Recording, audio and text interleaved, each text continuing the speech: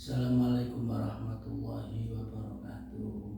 Salam sejahtera, salam, om swastiastu, nira nira nira jaya. Saya Bupati Nira sangat prihatin ya dengan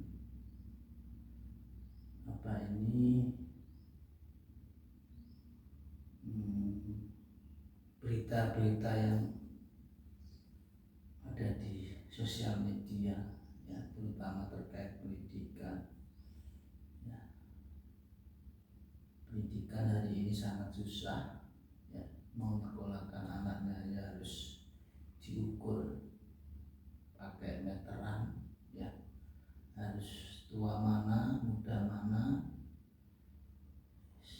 Jadi ini jelas sudah tidak mencerminkan ya mukadimah Undang-Undang Dasar 45 bahwa pendidikan itu adalah hak dasar ya. Dan yang lebih ngeri lagi ya, hari-hari ini isu-isu yang terdengar ya, Menteri Kesehatan mau mendatangkan dokter-dokter dari luar negeri. Ada salah satu rektor atau dari Undari itu tidak setuju ya. Coba, ini kan juga sangat tidak manusiawi. Beliau menempuh kedokteran ya, tidak mudah. Tahu sendiri kedokteran di Indonesia itu sangat mahal ya. Setelah menjadi dokter ya, hanya sebuah alasan yang tidak jelas juga ya, diabaikan begitu saja, akan mendatangkan dokter dari luar negeri, sedangkan biaya UKT untuk di universitas mahal ya. Seharusnya kalau pemerintah mau begitu, mau anak-anak bangsa ini menjadi anak-anak yang terbaik, difasilitasi dulu pendidikan murah gratis ya, mau kuliah murah gratis, baru menuntut anak bangsa ini berkualitas. Coba, pemerintah tidak hadir, biaya pendidikan mahal ya, menuntut kualitas dan menuntut atau tidak terlalu banyak orang Pak. Karena itu tadi pemerintah tidak hadir. Padahal kalau menurut Undang-Undang Dasar 45 pendidikan itu adalah hak dasar yang harus difasilitasi oleh negara ya. Ini sangat tidak elok dan sangat tidak menghargai mereka-mereka yang menjadi dokter. Dengan susah payah menjadi dokter, menghabiskan banyak uang untuk menjadi dokter ya. Paling enggak itu pemerintah itu punya naluri lah, terutama Menteri Kesehatan, punya kebijakan untuk mendapatkan atau untuk mempunyai dokter yang berkualitas setara dengan dokter-dokter yang di luar negeri ya, yang mereka-mereka yang berprestasi disekolahkan ke luar negeri. Jangan mendatangkan dokter ke Indonesia, jangan. Hargailah mereka mampu kok kalau dikasih kesempatan. Anak-anak bangsa kita mampu. Cuma hari ini pemerintah kan tidak mau, ambil jalan pintas saja karena ada materi yang muncul nanti. Ketika nanti dokter itu didatangkan dari luar negeri masuk ke Indonesia, otomatis lewat Menteri Kesehatan. Di situ nanti akan muncul ya, akan muncul sesuatu yang sesuai mereka itu ya. Inilah makanya negara kita, sistem pemerintah kita tidak akan pernah berubah ya.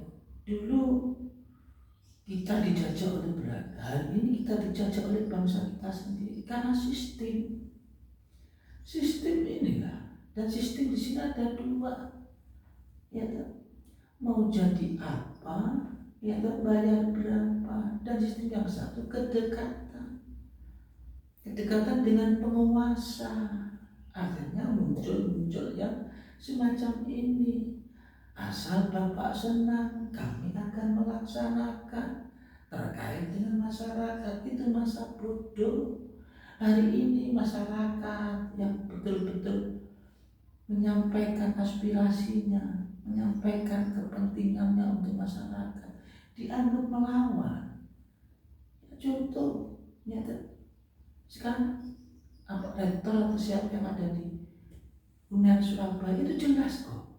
Dia memperjuangkan kepentingan rekan-rekannya sesama dokter. Ya, hari ini bagaimana nasibnya? Itu sekelas beliau, apalagi sekelas kita. Tapi tidak apa. Kita sebagai lembaga swadaya masyarakat, kita siap untuk menerima itu. Karena ini sebuah pilihan. Ya, negara harus hadir di tengah-tengah masyarakat. Negara harus hadir di tengah-tengah kesulitan dan ketidakpastian masyarakat. Hari ini negara tidak hadir. Ya, karena apa? Hari ini Presiden tidak menjalankan amanat Undang-Undang Dasar 45 sebagai landasan untuk menjalankan pemerintahan ini. Ya, jadi Pak Adil enggak beliaunya pendidikan yang carut marut begini. Ya, Adil enggak, Ustaz enggak. Coba sekarang ada ini lagi. Bangsa ini memang betul kita harus bergandengan tangan. Mari saya mengajak teman-teman kita dari UGM, dari UI, ya, dari universitas-universitas yang lainnya. Mari kita bergandengan tangan. Ya, karena ini apa? Ini adalah kezaliman. Ya, bukan jalan satu-satunya untuk mendatangkan dokter dari dalam untuk disuruh atau ditempatkan di Indonesia. Bukan satu penghargaan bagi mereka-mereka yang tidak gampang menjadi dokter di Indonesia, itu menghabiskan uang, menghabiskan materi, menghabiskan pikiran dan lain sebagainya. Ya, hargailah mereka. Siapa yang menghargai anak bangsa kalau tidak kita sebagai bangsa? Bangsa yang besar adalah bangsa yang menghargai perjuangan, yang menghargai keberhasilan atau yang menghargai anak bangsanya. Ya, berhentilah, ini sudah termasuk oligarki. Janganlah, ya, jangan kepentingan asing dimasukkan ke dalam. Kita mampu untuk bangkit sendiri. Ya, kita mampu untuk menjadi bangsa yang besar lewat tangan-tangan anak bangsa kita sendiri. Ya, berhentilah untuk bermain. Ya, hanya kepentingan sesaat, hanya kepentingan penguasa, hanya kepentingan. Tidak akan langgeng satu kepentingan kalau didasari dengan ambisi dan kekuasaan. Tidak akan pernah langgeng. Ya, marilah kita menjadi pemimpin yang besar, yang punya legitimasi yang baik terhadap rakyatnya. Ya, karena hidup adalah sejarah. Sejarah akan dibaca oleh anak cucu kita yang baik. Anak cucu kita akan bangga. Tapi sejarah yang sebaliknya, anak cucu kita akan mendoakan dengan lesu dan marah serta angkara murka. Maukah kita dibikin oleh anak cucu kita? Kita kan tidak mau. Ya, semoga ya, ulasan saya sedikit ini atau ocehan saya ini bisa menjadikan atau bisa menjadikan dasar atau bisa menjadikan untuk sebuah perubahan. Ya, marilah kita menghargai anak bangsa kita. Marilah kita menghargai pendiri bangsa kita.